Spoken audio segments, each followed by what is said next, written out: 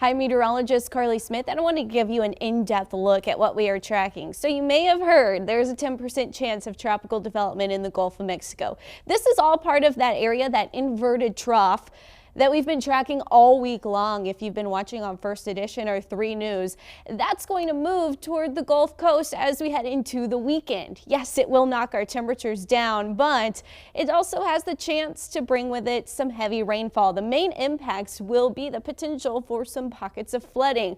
What we are tracking is this area is going to move over those warm Gulf waters. That's why one of the reasons why the National Hurricane Center has pegged it at that 10% risk, because there's a chance that it could continue to strengthen and potentially organize, especially with the lack of rain or wind shear that we will be seeing as it approaches the coast by Saturday evening. Now, right now, this is just a low pressure trough. That inverted trough, it's related to kind of a tropical wave that hurricanes can develop from. But again, the timeline and the impact and the way it approaches land is all going to play a role in how this does develop. We do have some Saharan dust that we are tracking.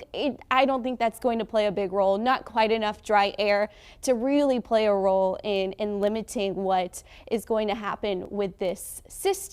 However, we may notice some of that dust in our air, but it's just a little bit. Here's the deal. We've got a lot of moisture, and that's why our rain chances, we keep being more and more confident in the rain that we're going to see heading into the weekend.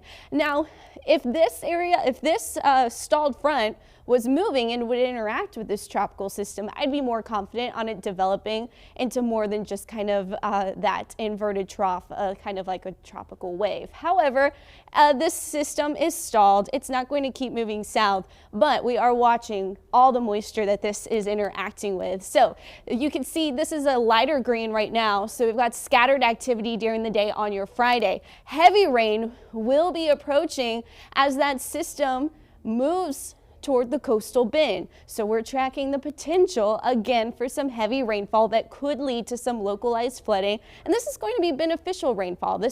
We're all drought stricken. We're all really desperate for some rain.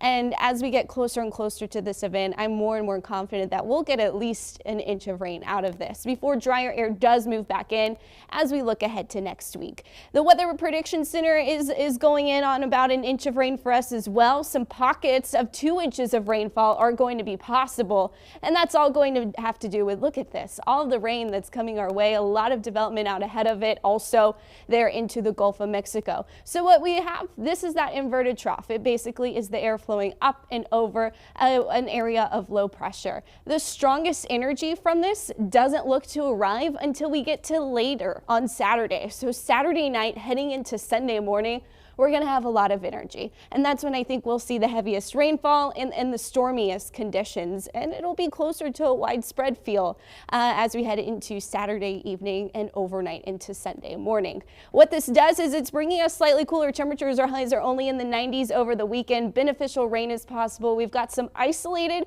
strong thunderstorms that could produce some gusts upwards of 40 miles per hour. As that kind of low pressure trough does move in, it could also bring some winds, some stronger wind gusts, maybe 30 miles per hour to 40 miles per hour as well. Scattered storms this afternoon. This isn't our main rainmaker today. Heat index around 105. 95 your high, so still hot out there, especially since we're still seeing some decent sunshine right now. Overnight, partly cloudy, not tracking much in the way of rain. Any activity that does develop will weaken overnight, but there's a chance for a shower. Most of our activity today will be 3 p.m., 5 p.m., and heading toward the 7 o'clock hour. That activity will begin to weaken as the sun goes down. Temperatures again in the 90s much of the afternoon. Breaking it down for you on Futurecast, you can see those storms mostly along the coast today. This is where our biggest risk of flooding is going to be, kind of between 77 and the coast.